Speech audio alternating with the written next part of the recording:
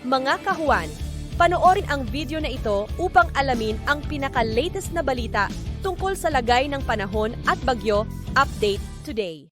Wala pa rin naman tayong minomonitor na anumang bagyo or low pressure area sa loob at labas ng ating Philippine Area of Responsibility. Sa ngayon, bahagyang humina itong northeast monsoon natin or yung amihan at umiiral dito sa northern at central Luzon.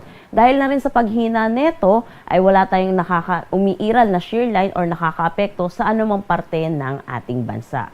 Sa ngayon, meron din tayong easterlies or yung mainit at malinsangan na hangin na nanggagaling sa dagat Pasipiko na umiiral naman dito sa nalalabing bahagi ng bansa natin.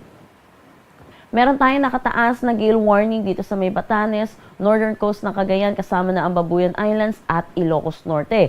Pinapaalalahanan po natin mga kababayan po natin mangingisda at may mga sasakyan maliit pandagat, delikado po muna pumalaot dito.